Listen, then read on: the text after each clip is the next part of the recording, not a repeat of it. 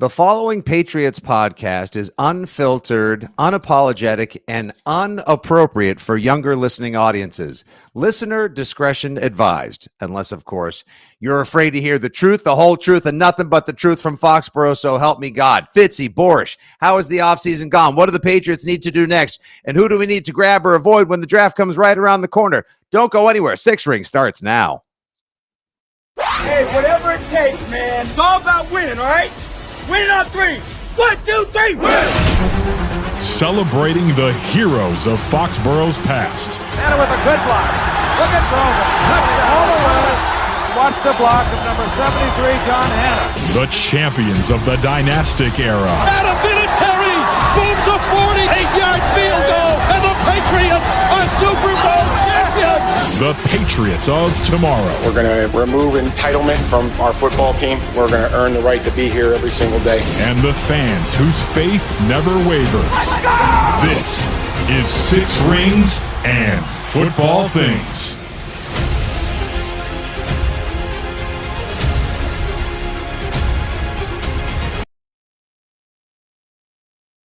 All right, I'm sufficiently hype and ready to rock. What's up, everybody? Your old pal, Nick Fitzy Stevens here from WEEI and WEEI.com alongside our guy, Big Bad Beau. Beau knows at Borish Sports.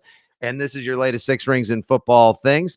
We're happy to be coming to you on the Monday after St. Patrick's Day. So that's a week later. No, it's the Monday after the first weekend of March Madness. Not like any of us are really too concerned with that.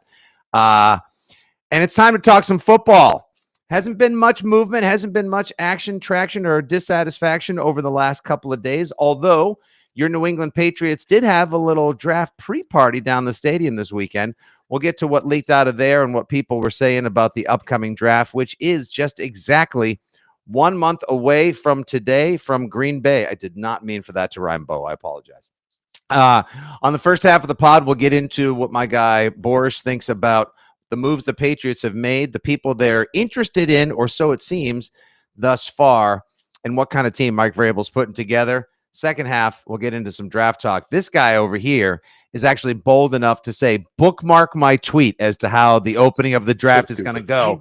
And it's that kind of confidence that brings you back to the podcast party. What's up, Beau? What's going on, man? Happy hey, man. To be back. Thank you. Always happy to have you back on the pod, man. You have been filling the timeline recently with a cornucopia of high quality, sometimes contrarian, well-informed thoughts. As always, that's why we love having you back here on the show. So before we get into what's to come and the real important work that Mike Vrabel, Ryan Cowden, and Elliot Wolf, for now, get to do in a couple of weeks, let's take a step back because we haven't had you on the pod since the tragedy that was the 2024 season came to an end. What do you think of the moves the Patriots made, the heavy dipping and big spending on the defensive side of the ball, and their pursuit of high-quality character guys on offense, which has led them to make significant improvements on stopping people from scoring, but far from massive improvements on the side where you score the ball thus far? Yeah, overall, I'm fine with it. A couple of moves I'm not like super cool with, but we can be positive if we want. Like the Milton Williams move was like, let's go. Like I'm all for that. I don't care the cost. Right. Don't give a shit. Like, Let's go. Get that guy on board and let's see what happens. Because I'm in the camp of just disrupt the QB if you can. Right. The best guy on the market was a defensive guy, so sign the best guy. If it happens to be on defense, go get him, right? Completely fine with that. I think that was the right move, 100%. Yeah, and you're coming off of a season where everyone was talking Jalen Carter and the pressure generated by, obviously Josh Sweat, who made himself a lot of money in the Super Bowl, but so did Milton Williams, who was virtually unstoppable, whether he was on the interior, on the edge, just a nightmare up in the grill in the business of Patrick Mahomes all day long, watching his offseason upcoming free agency value go up and up and up. But that's exactly what the Patriots need, even if Christian Barmore isn't available and healthy. And if he is, and recent reports are indicating that his offseason workouts are on track and hopefully he can rejoin the team and be healthy, because I think they just rushed him back too soon last year. But everybody was throwing darts of desperation towards the tail end of the Mayo tenure, right? It seemed like it. Yeah. Yeah. They were just like, do whatever we can to win a couple games at the end here and save everyone's job. Hopefully it didn't set him back, because yeah, it did seem like a rush job. I was so stoked because it was just like one of those things like, oh great, this is a good sign for him personally, Mhm. medically. And it's good for my football team. So that's two birds, one stone kind of thing. But hopefully it didn't set him back again personally. Like hopefully he's nice and healthy and hopefully he can play because shit, man, that defensive front is going to be fun to watch, even with Harold Landry, which I don't even. That's the negative portion of this. I don't know about spending all that money on Harold Landry personally. I think he's like half washed and half is generous. He's just one of those guys that at this point in his career, he seems like Anthony Jennings can give you 90% of what he can give you, and for a fraction of the money. So that move. I didn't get that move specifically outside of culture and all that. And I know culture wins championships this week. It's one of those things that like it's one of those everyone like pivots. We got to follow this model. We got to follow that model. We got to follow this model. And it's like we're slowly becoming the Titans of 2022, which was one of the worst defenses as far as the pass game goes. But that's one of those things. That's like the low mark for me outside of Matt Collins. That signing is just kind of nothing to me. Do you like Matt Collins? I saw you tweeting about Matt Collins. Are you a Matt Collins guy? I mean, I gotta be honest. Like am I a Matt Collins guy? For the unquantifiables, yes. Like, am I a get Matt Collins on the field for my football team and get him on there now? Like, no. Like that was a badass catch he made against Kansas City in the AFC Championship, and McDaniels was somehow able to ring, squeeze, and juice 57 catches and a bunch of touchdowns out of him in Vegas a few years prior. But when Mike Reese writes in his Sunday notes a week ago that right now the number one receiver would be a battle between Kayshon Boutte and Matt Collins, That's I mean, unbelievable. oh my God. I mean, just all of the freaking skull and crossbones emojis because I am dead. And as far as Harold Landry goes, look, like you said, that's a great point. Anthony Jennings is like the Aldi version of whatever Harold Landry is, like overpriced. And definitely the first guy they targeted the same way. Remember when Rex Ryan, but obviously Bart Scott was on the upswing, but remember when Rex Ryan took over the Jets and in 2009, when free agency began at 12:01, this was back before legal 10. Right? Yeah, he was on Bart Scott's doorstep, like knocking on the door, like, here's your contract, sign it now. Let's party. So obviously Vrabel made Harold Landry a priority just because there must be the unquantifiables that the Patriots have found a way to qualify with dollars this offseason that Harold Landry brings. So if you want somebody who's just not a lot of that was a logistic thing where he Yeah. was cut so he could be signed before the window opened. And they just offered him so much money that his agent was smart enough to know that we're never going to get this anywhere else. So they took it. So yes, it is a sign that the Patriots wanted him really bad. It's just one of those things like, why did you want him that bad?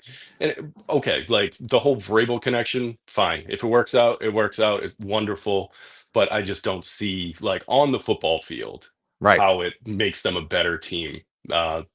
Over like pulling Anthony Jennings off. Like just throw Anthony Jennings on. They're both good at stopping the run. They both don't generate that much pass rush. Is it just the leadership stuff? Is that enough to move the needle? I guess we'll see. But yeah, to me that was a waste of money. But they had so much money to waste that I still kind of don't care. So I'm not really up in arms about it. I just think you could have put that somewhere else. And guys like Ronnie Stanley weren't available, but like there was a few guys, it turns out, that they could have thrown some money at, whether it was the center that they passed on. They knew why not go get Drew Dahlman or the guard Freeze or whatever. Now, look, I understand that you're hoping, like Layden Robinson started playing better late season when he switched over to left guard. There's still some hope. Yeah, I do too. Like he actually Taylor Kyles did a nice cut up of Layden Robinson's pass pro work against the Bills in that game where the Patriots had the early lead and then blew it at the end of the season. Stop me if you've heard that refrain before. Over, I don't know, the last several years. And he looks good. And Jake Andrews, we'll see if he has anything to offer. I've already written that that ship has sailed, and I've written that those taxes have been written off. Yeah, That's that's been fine. a while. Like it's been a while waiting on him to do anything. So it's just one of those things. Like if I don't see it, I don't believe it. He's working hard, so give him credit for that. But Sure. yeah, it just you have to yeah, it has to translate on the field at some point, and it just doesn't seem to be working for him. But yeah, the Andrews thing, cutting Andrews without a plan at center was just that was bizarre to me. I don't get it because there was a handful of guys you could have got ultimately. I think the Dahlman Chicago thing was secretly done before like the combine. It was one of those like open secret kind of things. Which is But where even all then, of the negotiations begin. They all yeah, start out there at the combine over yeah, steak dinners and cocktails at St. Elmo's and whatnot. So yeah. half of the deals that supposedly get struck when legal tampering begins have already been in the works for 5, 7, 10 days. hmm You know, and yeah, Ronnie Stanley wasn't available, which was too bad. But I'd be curious He would have now been a to Chief anyway. Let's be real. Like the yeah. Chiefs would have thrown a bag at that dude. Like they were prepping to throw money at him, and they like trading Tooney. Like they were Mhm. prepping to sign him, and it just he never hit the market, so they kind of got screwed and had to pivot too. Um, but yeah, Ronnie Stanley would have like he would have helped us so much. Oh my God, him and Milton Williams were like, just get those two for me, and we're good. Yeah, Moses right. on the That's right would have been side, great. Yeah. fucking beautiful. Like that dude, holy shit, what a signing that guy is. Did you and now listen, I know now back to the what the Vrabros, if you will, and the guys that you used to play for him in Tennessee bring to the table, like Harold Landry, like, oh, the leadership. He's such a great guy, sets Yeah. the edge wonderfully. Good. Um, most like you said, most of his sacks, I know he had 9.5 last year, which was literally 50% of the sacks the Patriots had on the whole season, but some of them are Yeah, a lot schemed of up those and are are just, stunts and schemes guys and pushing like the quarterback towards him. It's like you can do that with Anthony Jennings, just have Milton Williams, Christian Barmore, and Keon White just push the QB towards, Anthony Jennings, and he'll clean up 8 or 9 sacks too for a fraction of the cost. But go ahead, I cut right. you Yeah, off. yeah. No, please. Yeah, like what do you make of what do you make of what do you make of like the interesting pursuit, non-pursuit, and now semi-pursuit at the wide receiver position? Like, oh, side note, the Carlton Davis signing, either he or Charvarius Ward, I wanted a reasonably overpriced second cornerback in the biggest way possible. Like Yeah, I think I think it's great. Like the fact now that you've got and Spillane seems like another guy where it's like, ooh, I didn't know much about you, but people keep telling me that you're Mr. Football. And when not yeah, to and say I'm that cool what with those guys. Yeah, yeah, absolutely. Like, 100%. Like they didn't move, like they didn't send me to the Pats Pro Shop online to get me and the kids jerseys, but at nope. the same time, like I'm gonna look forward to hoisting a beer or a triumphant fist in air when they make a sack, pick off a ball, or Oh yeah, get the team off the field on fourth down this year. Like those are your building block football dudes. Now um, as far as their pursuit, non-pursuit, and semi-pursuit of Chris Godwin, DK Metcalf, and now Steph Diggs, what do you make of why they went so hard at Godwin and were even willing to waive the medicals versus not being interested in DK Metcalf, who again, workout videos on Twitter are awesome for likes, clicks, and preseason enthusiasm, but if they don't translate into first downs, yards, and tutties, then it doesn't friggin' matter. yeah, That said, this weekend, Metcalf posted a video that was borderline terrifying. It was like him running in the street shirtless, looked like he was chasing after Schwarzenegger and John Connor, for God's sakes. And then now all of a sudden, like, oh, we want high character receivers, but now they bring in Steph Diggs, yeah. and they're excited about like I don't. What do you make of all this? Seems like a kind of a mess. I'm fine with the Metcalf stuff. Like the whole Metcalf thing, I was like, no thanks on that guy. Like he does 1 or 2 routes. Like he'll run 3 routes basically, and he's good at one of them. Like he's consistently good at like running post routes. Everything else is just like hit or miss sometimes, depending on the defense that's playing against him. I'm good on that. I'm good on trading a second round pick for that guy. I'm good on paying that guy $30 million or whatever he got. Like it's the money he got is just insane.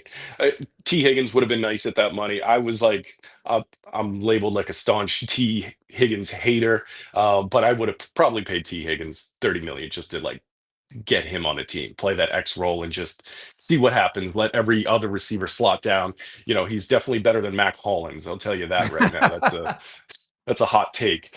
Um, what was I talking about? I'm sorry, I went off on Oh, tangent. just like Oh, DK, like who cares? who cares about DK? You would have paid T. Higgins, but they I probably offered would all have paid this T. money. Now they offered all this money to Godwin, and I think Mm, he's a good football player. But I like do too. the exploded knees, the twisted ankles, and everything, and you're going Yeah. to waive the medicals just again to bring him in here to basically be, for lack of better phrasing, the Harold Landry of the offense. Maybe. I think he's better than Harold Landry at this point in his career, if his ankle checks out, which it probably does. I mean, if Tampa's willing to re-sign him, then definitely they know what's going on and they're comfortable with all that. So I'm sure the ankle's fine. At least like he'll be good to go.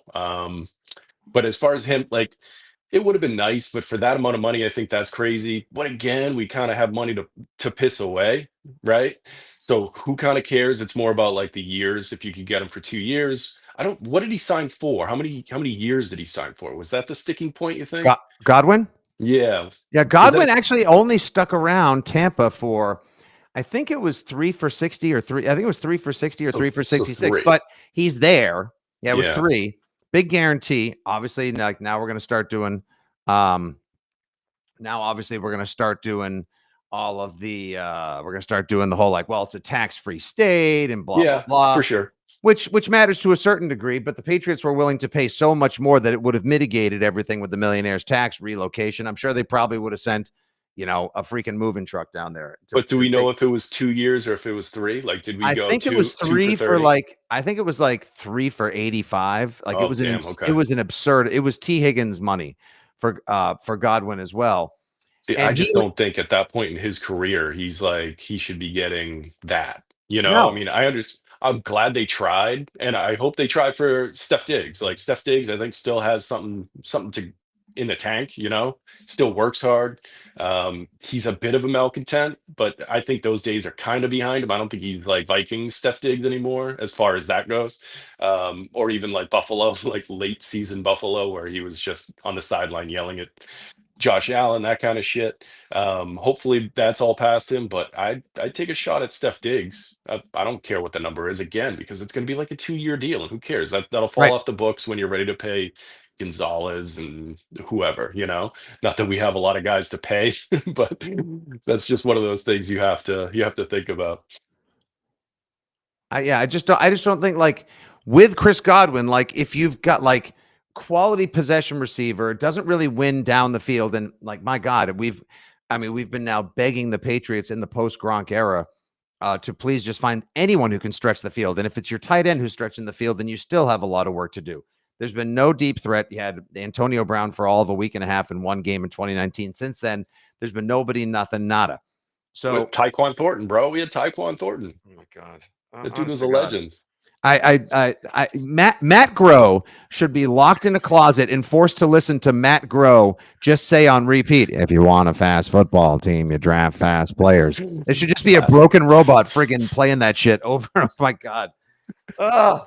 So, I mean, that's it. And they gave him 11 and they gave the man 11. How dare you? And also just general note to the Patriots and everyone in football, don't draft Baylor wide receivers. They are tall, they are thin, and they have tiny wrists, and they run real fast, and they don't get football beyond the collegiate level. Just don't do it.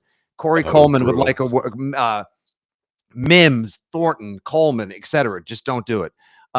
So I get once again, I get the unquantifiables of a Chris Godwin. Like, if you want to win on in cuts, outs, short stuff, whatever, that's great. But there's no one who's going to like stretch the field or add the element of danger. And that's where I come in with the Diggs thing. Now, look, you posted some stuff on Twitter over the weekend where Diggs doesn't like his best routes are not, goes and flies and stretching the stuff anymore, no, he wins within like a 20-yard radius tops, which again is where so much of the Patriots offense has existed now for literally decades, which I'm fine with. And I have zero issues. Tell me did you ever get wrapped up in the whole like, oh, he's a bad culture guy, he's a bad character, like Steph Diggs acts a bitch sometimes, you don't want him on the team. Like, to me, have somebody come in the wide receiver room with a chip on his shoulder and just be like, listen, all y'all MFers, this is how it's going to get done. And if you want targets, you're going to have to earn them past me and my one good knee. Yeah, I think it depends on like why they're malcontent, right? Like Steph Diggs, by all accounts, is like he gets pissed off when you're not working as hard as he's working, right? That's one of those things that I'm totally fine with. If you're just coming in like you're just an asshole and like you're better than everyone talent wise, but you're not putting in the work, then that could be big, more of a problem, right? But if you're like if your big issue with the team is they're not working hard enough, then that's fine with me. Like, yeah, go for it. Like, try and light a fire under their ass. And if that's Steph Diggs, which it sounds like all the reports out of Buffalo that I recall, there could be others, was he clashed with Josh Allen because Josh Allen wasn't putting in the work like during the season. Like preseason, Josh Allen is excellent. Like he puts in a ton of work on the offseason. I wish Drake May would put in a lot of the work that Josh Allen put in early on in his career, like Jordan Palmer, that kind of stuff that like Joe Milton is doing, which I like Joe Milton. I like this is a weird aside, but like I wouldn't trade Joe Milton. That dude is putting in some serious work. At least let him put in another year's worth of work before you move him, because I think the value you get for him is going to increase. Because I legitimately think that dude is like he could be something. Yeah. Like all the reports that came out of Tennessee were, look, he's not the smartest. He's not the the sharpest saw in the tool He's chest, intuitive right? though. You can And like he's not the Drake process is great. We saw how well hit and calmly he reads the field. But Drake May is still going to be your starting quarterback. Make no mistake, unless something were to happen to him. Big but. You don't just because he looked good against the scrubs for the Bills in the final game and had that sweet ass rollout left where he threw a 40-yard laser for a touchdown that didn't count. Oh, and he does backflips. Don't trade him just yet. If someone wants to give you a 4, hold on, because if he looks money and nails in the preseason again, and if he gets any reps this year, you could start inching up to where someone's like, fuck it, let's give the Patriots a 2. Like we think we may actually be like, he's like you said, he is intuitive, does have the laser rocket arm. And here we go back to this podcast feels like it's all about vibes and unquantifiables, dude. But like he's kind of got, am I wrong? Does it feel like he's got a little bit of it? Maybe, yeah. I mean, I don't want to turn this into like the Joe Milton like is better than Drake May portion of the podcast, because it's not what I'm saying. But like he has something, right? Like he has a gravity to him, and it's just like let that play out. I just want to see that play out, and if we can get we might be able to get a third for him this year, just because there's the quarterbacks after I would say Tyler Shock are just like whatever. You're rolling dice, right? And if you're gonna use a third on whoever, I'm blanking on the QB's names. Thankfully, I don't give a shit about the QBs Jackson. this year. It goes Cam Ward, Shadur Sanders, Jackson Dart.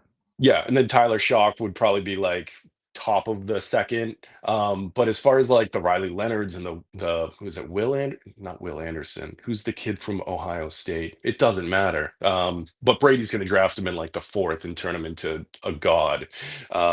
Even after his shitty showing at the combine, where like doesn't matter. It doesn't. I know it doesn't matter. No, it doesn't. You want to bring up Brady's picture at the combine? That skinny little kid. His 5.51 that he ran in the 40 as well. Yeah, like, who gives a shit? Yeah, you're a quarterback. Like it doesn't. I know that was my whole thing that I told everyone here and on the radio as well. Beau was like, do not fall in love with people's 40s and how many times people can bench 225. Like, watch them in the gauntlet when they like that, and that's what made me. Yes, anyone listening right now, I apologize. Everyone, take a shot. I'm about to say his name. That's why I fell in love with McConkey last year, because I watched all the other stuff he did. And I was like, no one's quicker. No one has better twitch. His hands are so good. He doesn't even have to look at the football. It's like when you watch people fly airplanes or do things where it's like, how are you doing that without looking? Like, it's just, it was so obvious. Like it's natural. Just natural. Absolutely. And when I heard, and when, here, there, right in the comments, right on cue, Jeff Stenberg. Hey, did we trade for Ladd yet? Yeah, you son of a bitch. By the way, a number of people are saying, like in the comment section, as we record the Six Rings live with Boer Sports, how do you know Drake isn't putting in all that work? Look, we don't necessarily. I don't know Yeah. shit. I'm just saying, like, before the end of the season, I tweeted out a picture of Josh Allen talking to Drake May, and I was like, I hope he's getting Jordan Palmer's number. That's just like the guy. Like, he just Right. helps with like footwork without changing your whole personality, right? I think AVP was a footwork guy, but it was more about like, if you do this, this, this, and this, your footwork will be fine. Whereas Palmer is more of a guy that uses like your mechanics Mhm. to help yourself, right? He's not trying to change anything about you. He's taking your natural ability and just like adapting it to play. So the way you plant your feet is comfortable to you, but it also you can feel it. Like you can feel just the way like your accuracy will increase. There's an article, I'll send you the link. It's I think it was by the Athletic, but it goes super in depth on just the science behind Jordan Palmer. And it's like that's a dude. Like that's a dude that Right. I want my young QB to talk to. And the fact that like I don't know what Drake May's doing, but the only video I've seen of him is like he was with Sam Howell and their high school quarterback coach or something like that. Yeah. And I don't know. That doesn't seem like the best move. Who cares at the end of the day? Because it's just one of those things where Drake May is just so fucking talented that it might not matter what he does. As long as we can surround him with decent talent, he'll probably be fine, right? But like, if accuracy is an issue, and I'm doing some accuracy work right now, just based on like I'm charting some stuff with zones, like accurate to the zones. Drake May's accuracy could be improved in certain spots. Let's just say that he's not the worst in the league by far, but he can definitely improve his accuracy. I don't know if going to the high school coach is going to improve your accuracy, or if like going to Palmer is going to improve your accuracy. I think there's history of Palmer improving accuracy. Just look at Josh Allen from year 1, 2 to year 3, 4, and 5 and beyond, like the MVP level, and he credits Palmer for just about everything. Or as Jordan Watson, who's currently watching live on Facebook right now, says, "Whoever Mac Jones saw, just don't go to him." Okay, fair enough. Yeah. Yeah. Well, didn't he go to Brady's guy? Actually, Did he he? did go. He did work with not Tom House. Or is that actually who it is? I think. It Yeah, might have been House. Yeah. I think it was House, and he was teaching him how to drive with his hips and add distance to the ball, which is great. But it was always it Yeah. wasn't the arm really. It wasn't the accuracy with Mac. It was the decision making, the Yeah. panicking, Always. and then being so hyper competitive. Like, you want to talk about somebody who should have just reached for a fistful of like L-theanine, like neurogum and CBD before every game, just to like Yeah. focus his thinking and calm his shit down. Dude, I the think he breathing techniques in season 1, that should have been a red flag. Like all that fucking remember the sideline Oh, like and like breathing punching techniques? himself in the leg Oh. and like pinching himself. Yeah, like he literally had more hot mic F bombs than Oh, he yeah. did touchdown passes in Well, I love that shit. I'm 2023. fine with that shit. But like, him sitting on the sideline, like doing the breathing technique and shit, like I was like, uh-oh, something's up with this guy. But No, like, you delude yourself. Like I'll delude myself into anything at some point. By week 1, this team's going fucking 10-7, baby. Let's go. that's Like what I'm I'll figure talking it out. about. I I'll saw find a this guy. path. Yeah, I'm ready, man. I will find it. I think 9-8 is easily on the table, and a couple good moves, and we're a draft away from going 10-7. And I think Miami is regressing a bit. The Jets obviously have some talent, but they're going to need a full year to reorganize. You don't just switch after Hmm? the Salah and Ulbrich shit show and just magically. I guess we'll see. I think That's I gonna be think the fun. Jets can turn it around pretty quickly. Their defense has some pieces, and they just got a dude on to coach that defense. Like that's a dude. I Yeah. don't know about the offensive coordinator. He's the guy that I would have kicked the tires on Mhm. this offseason, Tanner Engstrand. I thought Oh he was just no, going he to was very. replace. That was pass game coordinator under Ben Johnson in Yeah, Detroit. Like, he's supposed to be one of those next great beautiful minds as well. I thought Which he was just going to take over in Detroit, but then he yeah. just boom, he just kicked it over to the Jets, which is an interesting move. But we'll see how that works out. He could just be another one of those, boy genius guys that just flames out because he can't Mhm. actually talk to adult human beings. Right, Those like people Bobby exist. Slowick 1 year is the toast of the town, Yeah, and then the next year it's like, oh, you're currently looking for work. So yeah, it's catch as catch can. Always be paying attention, need eyes in the back of your head. This brings me to my last pre-draft question. So I'm not sure if McDaniels was official the last time we talked on the pod. I think we thought it was going to be.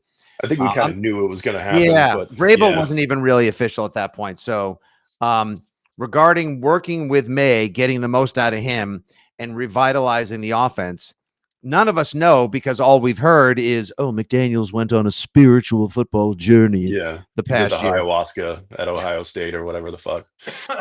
Exactly. Oh, and by the way, that the name of that quarterback that we Will Howard.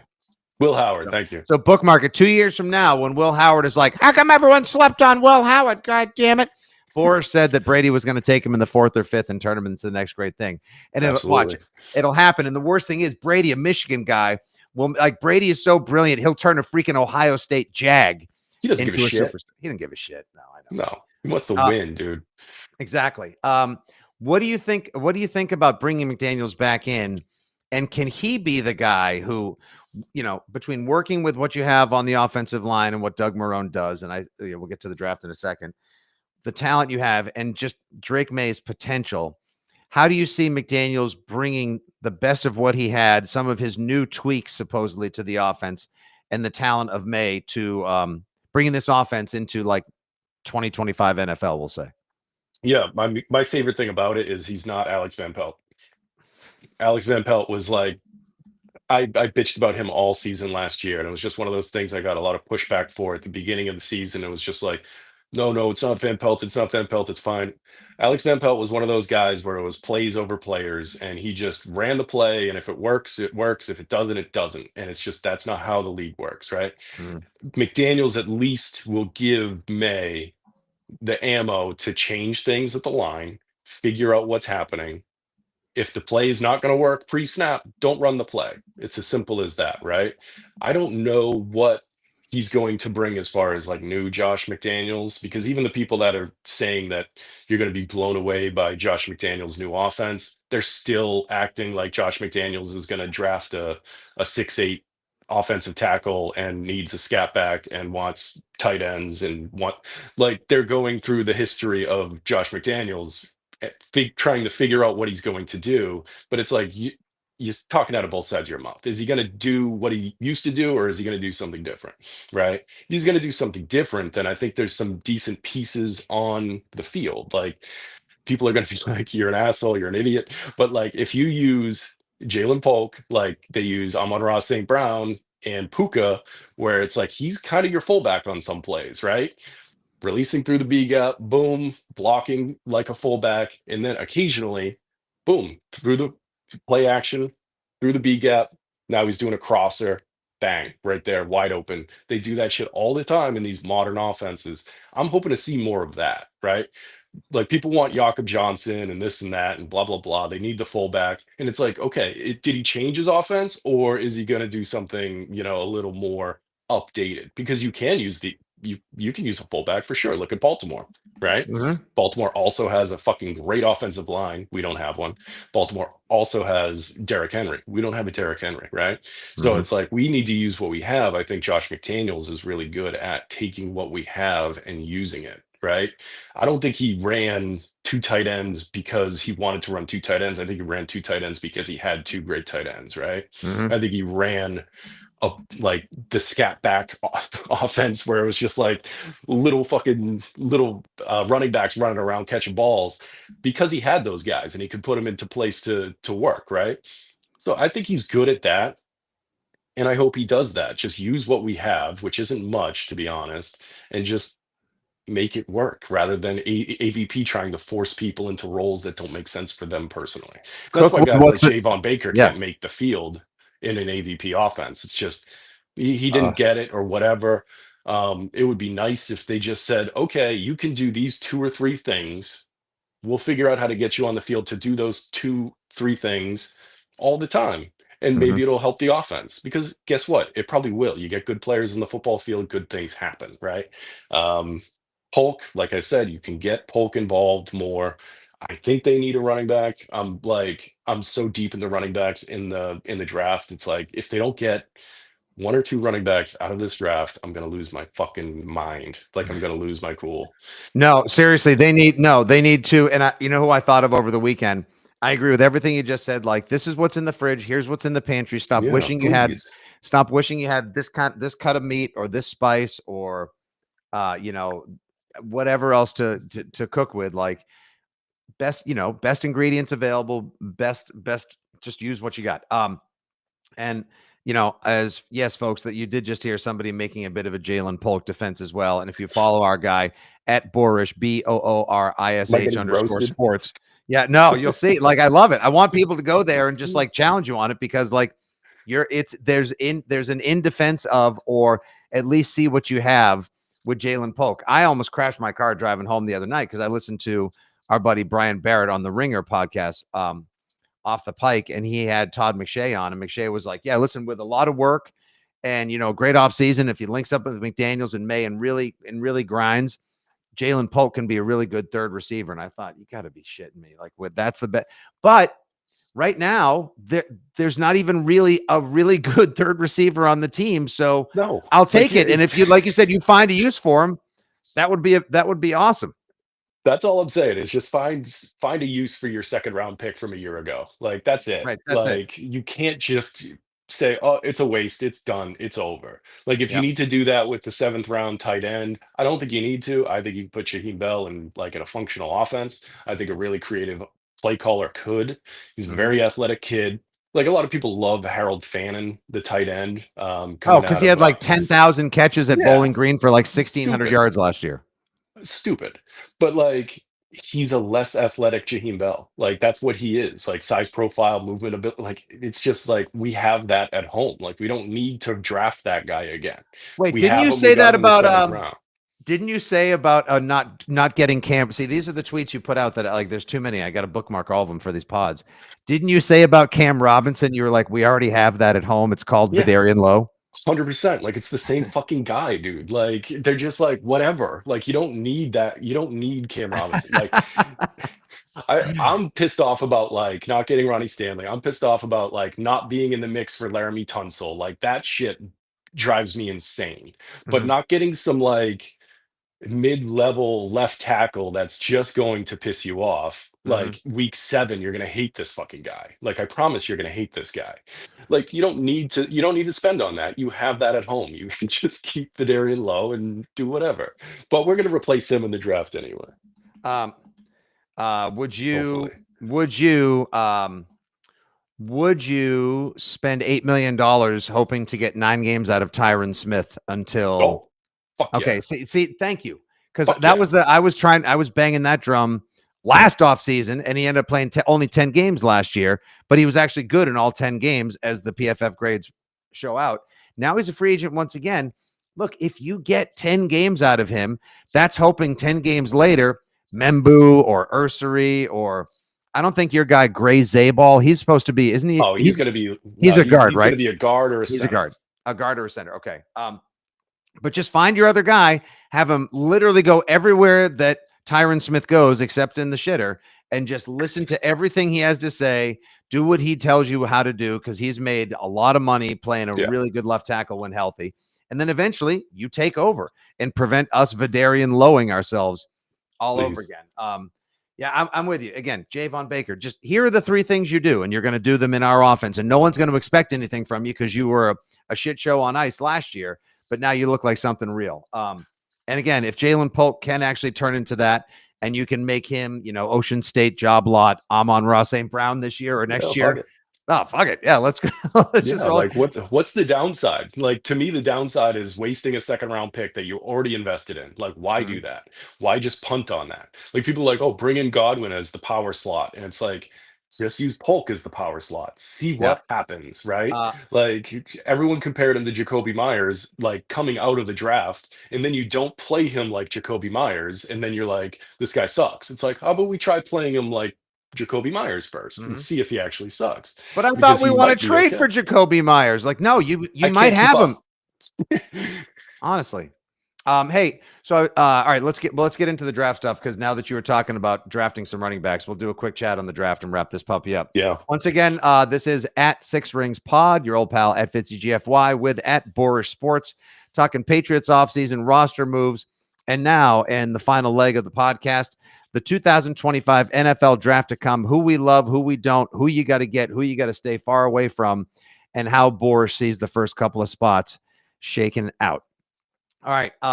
So you want to get some running backs first and foremost. Yeah, not early. I wouldn't do the Genty at 6. No, I wouldn't no, do that. we're Or not Genty trading at 4. No. No, No, that's I'm good on that. not it. You have too many needs. You have too much blue chip. He was also Yeah.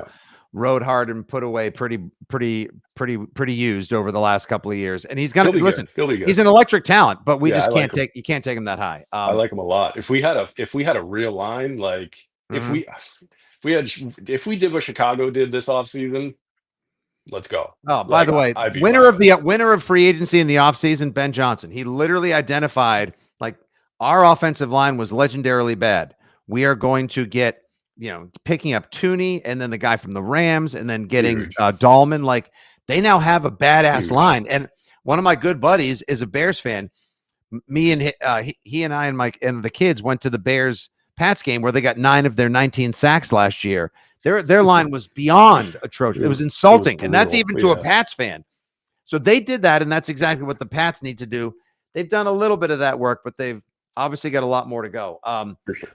I did see in thinking like, okay, Vrabel, obviously we're not going to have Derrick Henry, but I think he would probably love to have a scat back and a punishing back. I don't know if you have that with Gibson and Ramondre, but I love the Ohio State running backs, and I was watching that Quinshon Judkins workout where he looks like Derrick Henry 2.0, and I was like, don't make me fall. Don't make me, guy. Don't do it. That's one Don't of those do it. guys that like everyone loves except for me. So I'm gonna be like the asshole if Quinshon Judkins becomes a monster. I'm the asshole that was like, you hated Quinshon Judkins, you idiot. But it's like I just don't see it, man. I don't That'll see be him your creating. Bedard Gronkowski take where he's Oh, like, absolutely. I Gronkowski don't at see it at 42. all. I just don't see it at all. And that's it's gonna be it because like I love running backs that can create on their own, right? Mhm, Like Judkins is the guy that's like 3 yards in a cloud of smoke, right? Like mhm. he takes what the offensive line blocks for him, and then it's kind of it seems like it's done. He's not forcing missed tackles. He's not getting a ton after contact. He's not terrible at that stuff, but there's plenty of guys that are really, really good at that stuff that I would prioritize over him. And athleticism at running back, I don't give a shit about. So him blowing up the combine, don't care. His physique, I don't really care. Mhm. That kind of shit just doesn't seem to translate all that much when it comes to the running back position specifically. And that's what like I tweeted out before the combine that I was like 3 guys I'm going to be higher on: RJ Harvey, DJ Giddens, and Basil Tootin, right? Basil Tootin blew up the fucking combine. Like no one had a better combine than him. But I'm not. That doesn't move the needle for me. Like it just doesn't change my evaluation of that guy. If you're, it shouldn't. Athleticism in running backs is just like you can kind of see it on the field, and if it doesn't translate on the field, and you're seeing like a lot of the stuff. Quinshon Judkins is a very athletic dude. Dylan Sampson, I see you. I get it. I totally get it, but offense is bizarre where they're just not running like dudes into like stacked boxes or anything. Like he's just running into like 6 people every play. Like it's just that's the way it is. Like if it's I'm going on a tangent. I can't read the bottom left shit. I'm out of that. Yeah, no, don't worry. That's me. I'm That's too me sharing that scatterbrained with to do that. That's me sharing that with the audience as well. But like, I hear Get me you. back Like, on track. I too want a power guy, and maybe you still have another power season left out of Ramondre. I don't know. And I like Antonio Gibson, but I see him more as like as a utility weapon. I want a power back of the future, but I also want somebody. I just want a small, fast guy. I Yeah, just want somebody that when they get like, that's why I like Henderson was so good the last half I of the love season him. with Ohio Yeah, State. Travion Henderson, and if you give him a spot and he can slip between two people, that's that. Like to the house he goes. I gotta do some more work on Tootin, Giddens, and Harvey. But it seems like everyone who's watching live right now in our chat when we record the latest pod, are into them as well. Like you can't ignore it this year. Like, and you this can't. Absolutely not. Yeah, you can't. But this will be interesting because now we get into what was going on in Gillette this weekend. The Patriots had their draft party. It was the McCourtys, Field Yates, Mike Reese, etc., talking to season ticket holders. And Elliot Wolf came out and continued his sort of mea culpa tour. I'm not sure if that's trying to win back the trust of Pat's Nation, securing his job with the Crafts and Mike Vrabel, and proving that he deserves to be in the same room with Ryan Cowden, or a combination therein. But he did fess up and say, last year we went too needs-based, and this year we are going to stick to the BPA model. It's going to be best player available. We're just going to fill this football team with talent. But you can't ignore, you can't take, well, then you're not going to take 9 quarterbacks or 9 cornerbacks. Like there are obviously some needs you're going to address. But Oh, of talent over need would be, that's the Yahoo auto draft model that I think this team has been sorely out on for the past decade plus, and I think that would be huge. Yeah, like if like that's why like people are like, are they going to take Abdul Carter if Abdul Carter falls to 4? And it's like they better like just take him. Like that's the most like I have the word no brainer muted on Twitter because I hate no brainer takes. Like literally every variation of the combination of no brainer, I'll never see it. You can send it to me, it'll just get filtered out. I don't like the term no brainer. Abdul Carter at 4, like if you pass on him, that's the dumbest shit I've ever heard of. Like the dumbest shit. I don't want to call it a no-brainer pick, but it's a no-brainer pick. Like Right. just get it done. Like even if like you like Membu, like I love Membu. I've loved Membu since I started watching him. I think people are finally coming around to the terms like the fact that he might be OT1, even if you have to move Yeah. him to the left side. And if they want to go by need and actually take him at 4, totally. Like it is what it is. But they're going by need. They're not going best player available at that point. If they pass on Hunter or Carter, right? Yeah. If anyone else is there, best player available and need become like the same thing. It's Membu, it's Membu, it's Membu. Just make the pick. Because if he can't switch to left, oh well, you get a 10-year right tackle, which is equally valuable, right? Mm-hmm. And he's going to be training under Moses Morgan for Moses. like Yeah. 2 years, right? Perfect, love it. Um, the thing with Campbell's arms, I can't get behind it. I can't do it. That Mm-mm. wingspan, can't do it. And then That's a like the guard. He's one. Zach Martin at best, honestly. But Like, even the which is a guard good guard. stuff, I'm worried about the guard stuff, dude. So like if you draft a guard at number 4, right? You're paying him the 11th most money at the guard position. Is he going to be the 11th best guard in the league? Probably not. That dude plays super upright. Like that was one of the knocks on him all year was he plays really upright. For a tackle, you can get away with that when you have that athleticism. If you're playing guard and you're playing that upright, man, you're going to get planted a couple times and it's going to look foolish. Right. So I'm worried about even moving him to guard, especially if they're going to be paying him like top 15 guard money right out of the gate. Mhm. That could be a big, big setback. I'm I'm not, out on that. the draft is about making bets. That could completely blow up in my face. Oh, he's fucking, and he turns out to be good, and you can say I'm an idiot, and that's fine. But it's like, I'll give you like 30% chance that works out. I'd rather bet on the 70% chance that it doesn't. You know what I mean? Mhm. With the 4th pick. So it's just about making sound bets, and that's not a sound bet. I would rather take Membu, move him to the left side, and see if that can work out. Yeah. Now, one of our viewers right now says, "Hey, Matt Light didn't have big arms." I understand that as well. Yeah. And I don't see the can't miss potential, if you will, the sorry, no brainerism of the Will Mhm. Campbell take. Like, sorry, Kelvin Banks fell back a little bit.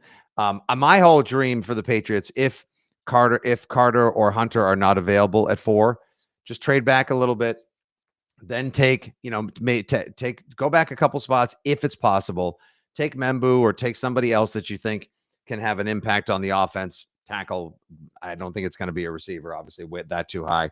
And then with your picks, trade back into the end of the first round and find somebody else that is a receiver, that's a running back or whoever. It's Omari and Hampton. If it's Matthew Golden, who is a smooth runner with great speed, could be the Jaden best wide Higgins. receiver. Jaden Higgins, who is I a love dude, out yeah. of Iowa State. Like, you're going to That's a get dude. 95% of Tet McMillan for 50% of the price, maybe even more at that point as well. That's a dude. He is a dude for sure. Those Iowa State receivers this year could be impact players. And I also like Ibuka, the receiver out of Oh yeah. Ohio State. He's just not a top off guy. He's again, within the 2025, but also like doesn't drop the ball and knows where to go without having to be told too much at a young age. But let's get it there real quick. Pat Stats says, the way I see it going, I see Ward, Sanders, Hunter, Carter. Is that how you have it? Because is that your So, bookmark tweet? yeah, I have what do I have? I have Ward, Sanders, Travis Hunter, and then us getting Abdul Carter. Yeah. And there's I can't find a reason why people wouldn't be excited about that. Even if you're like, oh, by the way, you guys started the podcast. You got Keon White, Anthony Jennings, Harold Landry. Look, Abdul You just Carter will watch be. like Philly win with a fucking second round QB that everyone like thinks is mid. Like, Mhm. you know what I mean? Like, you have Drake May and you have a fucking top 5 defense. You can get some shit done. You know what I mean? Like, you can Yeah. just get some shit done. So I'm fine with defense. I love defense. I load up the front seven, baby. Load it up. Yeah, see, look, I would love look, Tyler Warren would be great. Yes, Daniel Cardwell watching live on Twitter right now. Yeah, he'd be great. He's maybe they could get him if they trade back to 7. If you want to get risky, you grab him and then you trade That's a back in for a tackle luxury. later.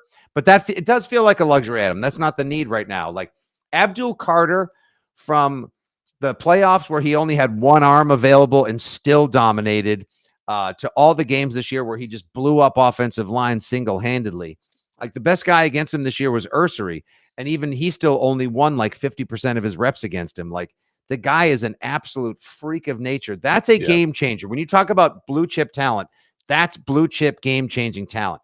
And if you go back a year, you can watch him play basically off ball linebacker, and he's all over the field. Like his coverage is.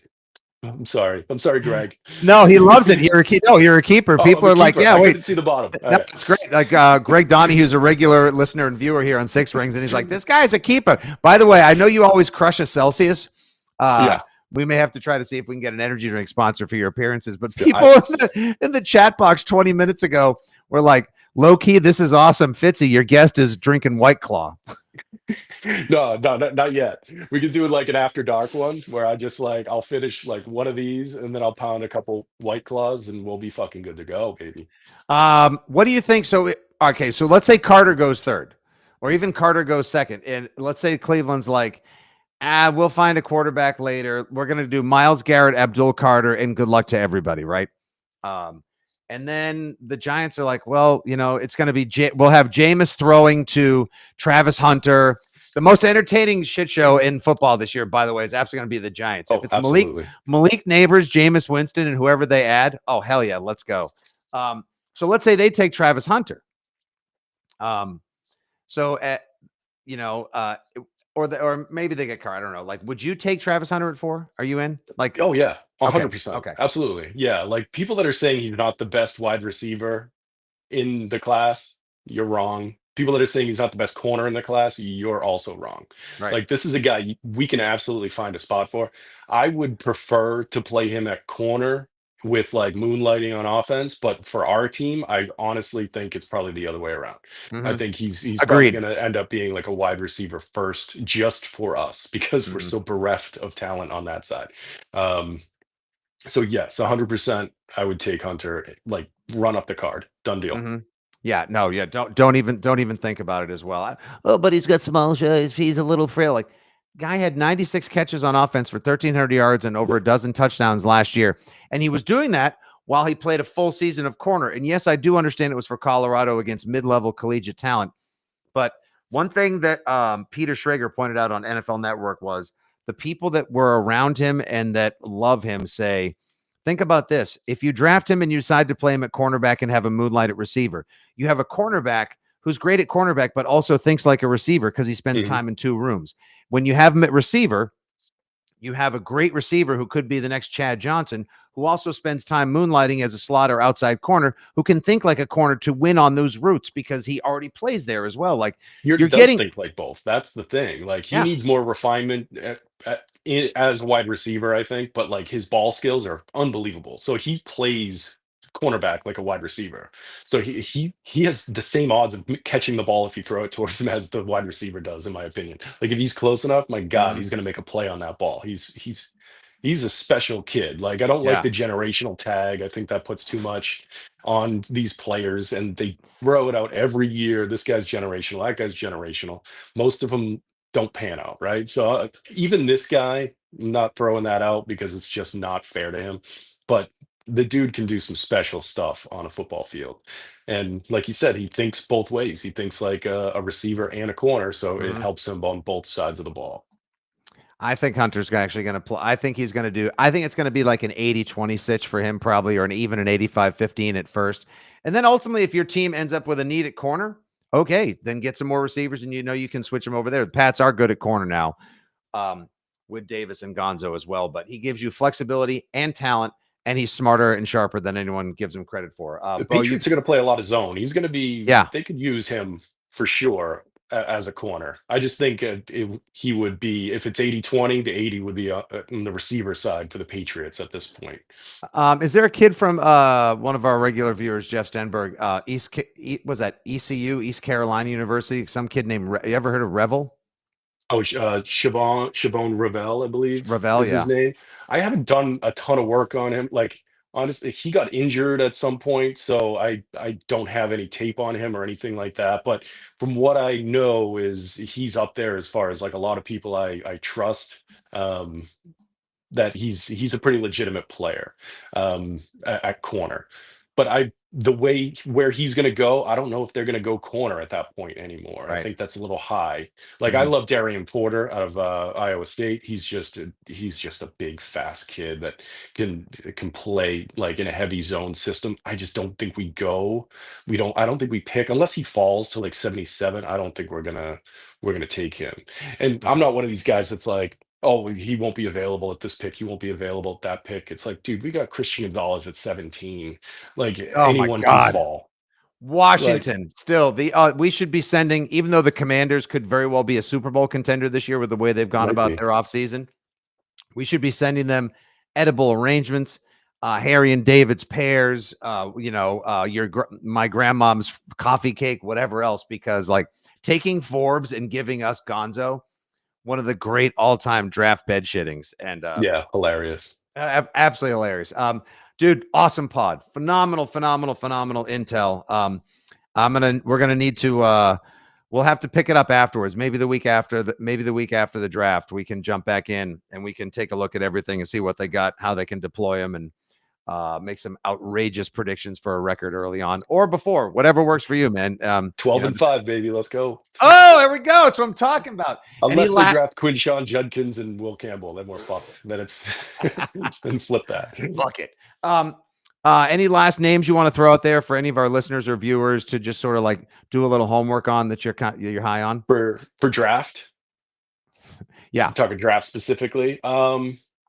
I like guys like I think safety is a big deal. I would look into Xavier Watts, Andrew Makuba, Jonas Sankers, my dude.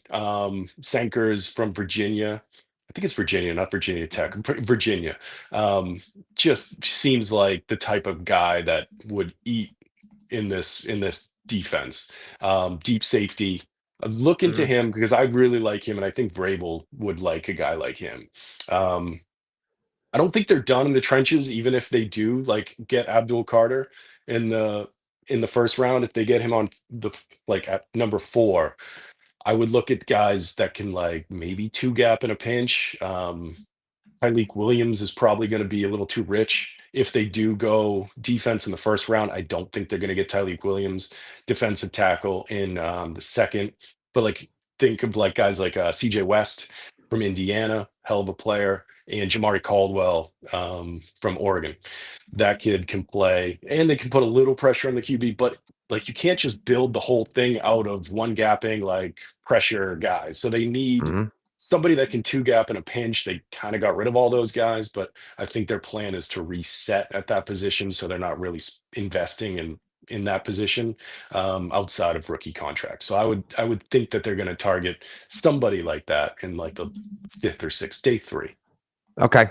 All right. Rock solid. There's a couple extra names. You guys always get some homework assignments and a little extra something to take away without having to get behind a paywall when your old pal Fitzy at FitzyGFY jumps on the 6 Rings machine and has somebody as informative, entertaining, and unfiltered, because you guys like the swear word. So it's good to know as we continue expanding the 6 Rings empire. Beau from @BoerSports.